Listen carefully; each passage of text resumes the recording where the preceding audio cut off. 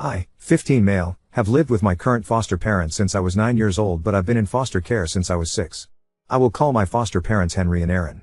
I got a new phone as an early Christmas present from my biological dad. It is an iPhone 16 Pro Max, which is the phone I wanted, so I'm very happy about it. My previous phone was an iPhone 11 and it was bought by Henry and Aaron.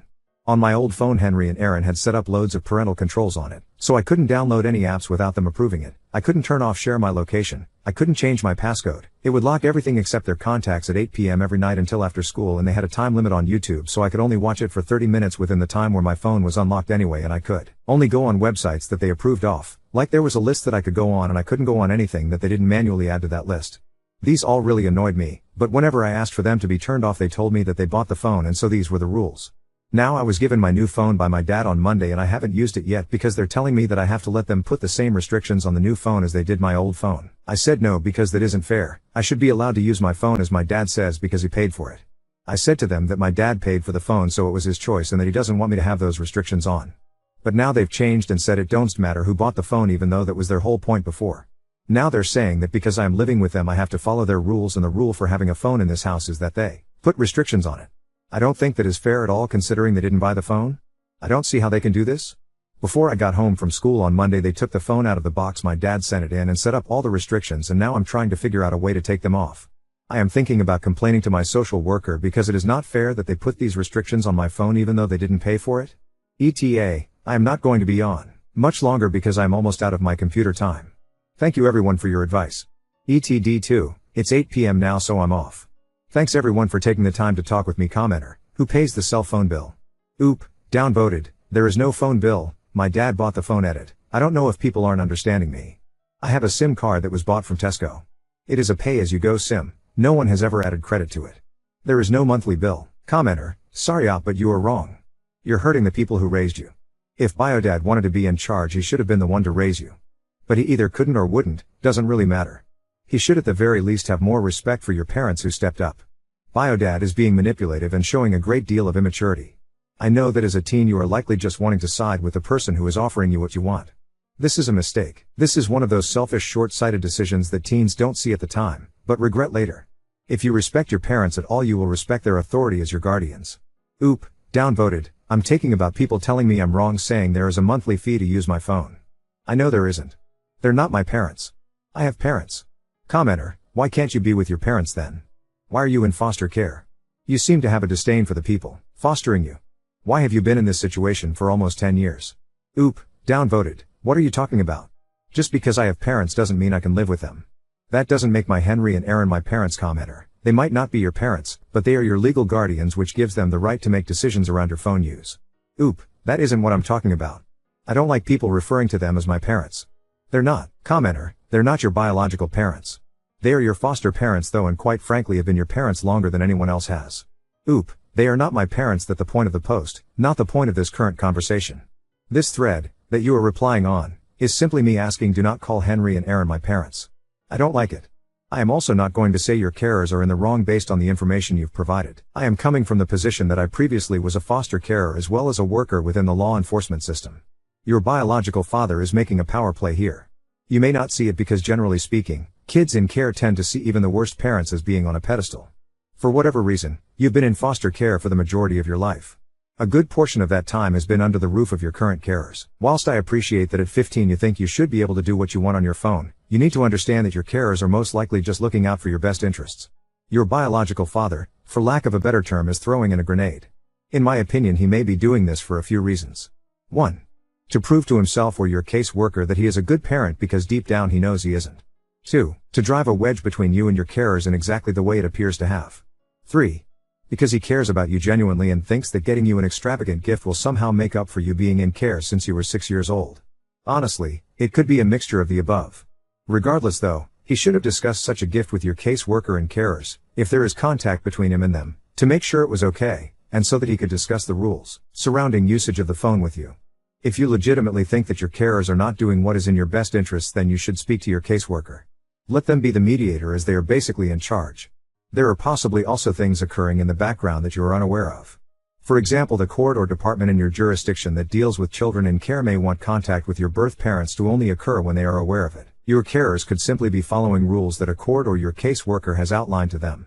If you think that they are on some level being reasonable because they care for you, then perhaps sit with them and discuss how at age 15 you should have more freedom.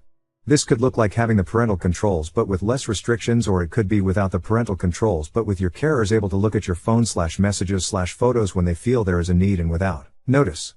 They know the unlock code to the phone. At the end of the day, it is about trust. Show them that you can be trusted with more freedom, then they'll likely be more willing to become more lenient as you get older.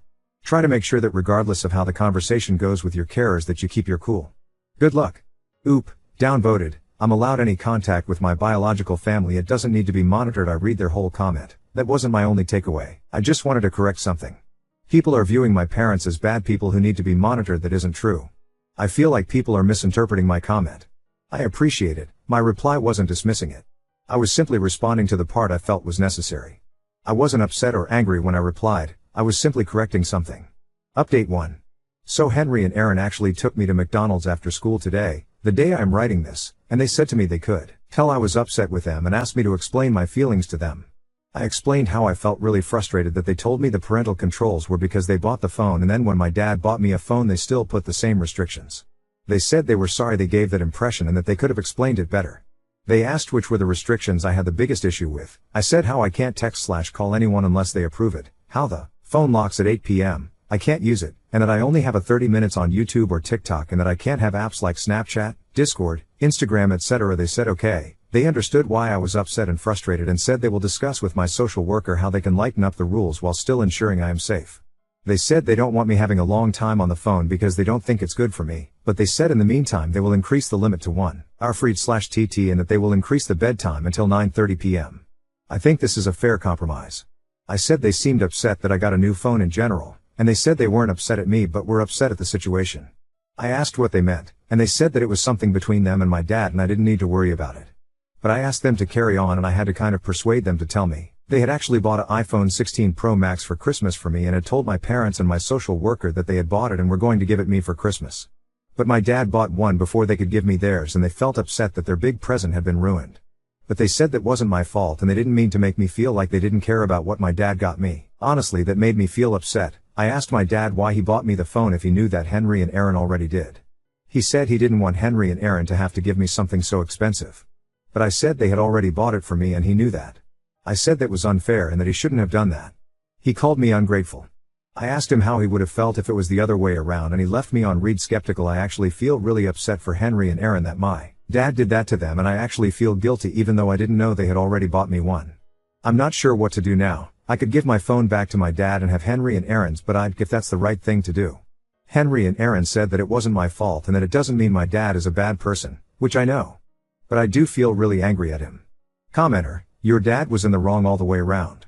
What he did was selfish. He wanted your happiness and praise for doing this for you while he knew they had bought the phone for you. He stole the joy of the gift they were going to give you.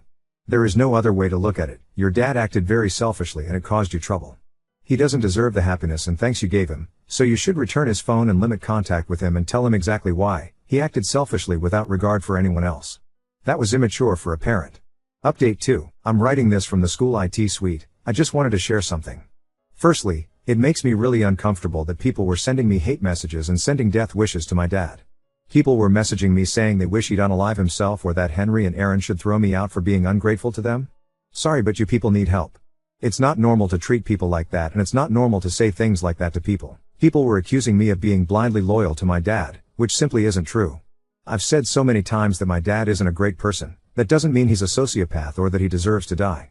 It's so crazy that I get downvoted for saying bruh calm down a bit please when I respond to people like that. Anyways, my dad is still ignoring me, which is making me really upset. I've sent him some messages just basically saying how's you? How was work? And stuff, and he's left me on read every day since last Thursday.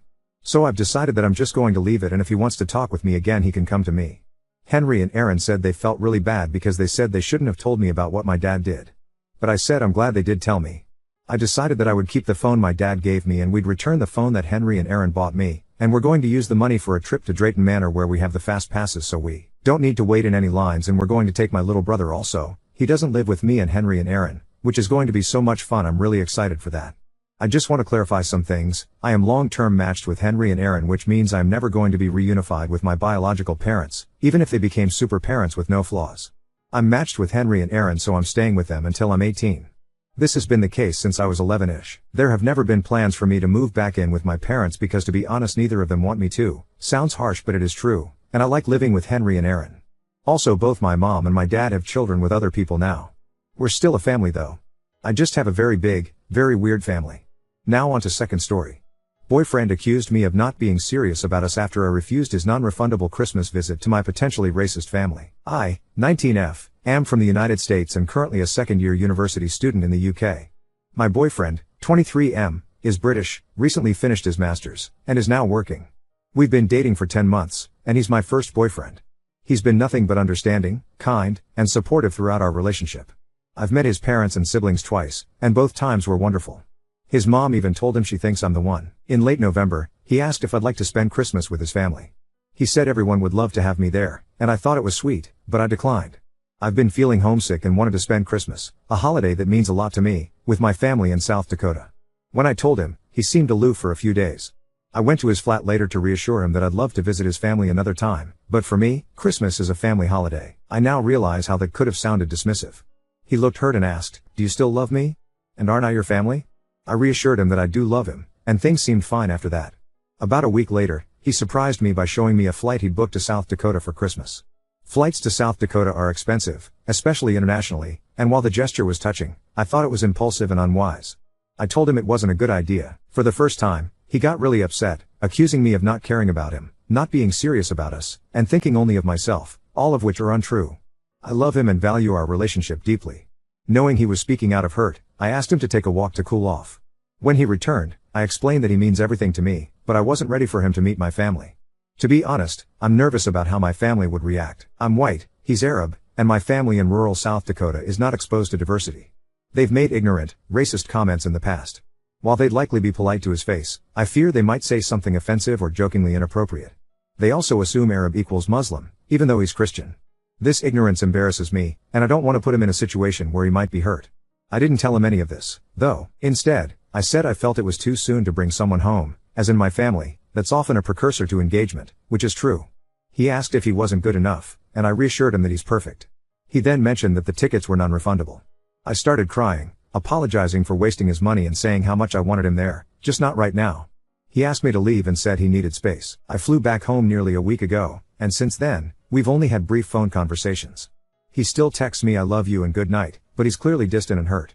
I don't know if there's anything I can do to fix this or reassure him. So, Ida? Update 1. Yesterday, I decided to call him and try to fix things, since what I did was so wrong. I explained my family's issues with racism, he's Jordanian and I'm white, and how I was wanting to protect him and trying to handle my family's problems before he gets introduced. I acknowledged that I should have told him, and handled it poorly, but would be honest with him from now on. I also told him that I had a conversation with my family about my relationship, and told them any racist behavior from their end would be completely unacceptable. Initially, he was understanding of my situation. He said my family didn't change the way he felt or viewed me, he was glad I was honest, and he apologized for his reactions earlier. After a while, he said that after what happened, we should lay some ground rules for each person in our relationship. I thought it was going to be things like honesty, trust, consideration, etc. Instead, he literally gave me things I must do in order for this relationship to be successful. Firstly, he told me I couldn't make decisions about things without him first. He basically said that relationships require sacrifice and compromise, and with big things such as Christmas, vacations, etc., I would need him to be okay with me doing these things. He said it was childish of me to be in the habit of doing whatever I want. Secondly, he told me I should distance myself from my family. I actually understand his reasoning here, considering how some of them are racist and not great people. I told him it was complicated, because I still love them despite this, which might make me just as bad. Not sure, I can still see where he was coming from. So I told him that if they ever made a racist comment about anyone in front of me, I would try to educate, and if that didn't work, I would distance myself. He then said I was playing middleman, and that was unfair to him. He said in a few years when we get married, I would have to make the choice.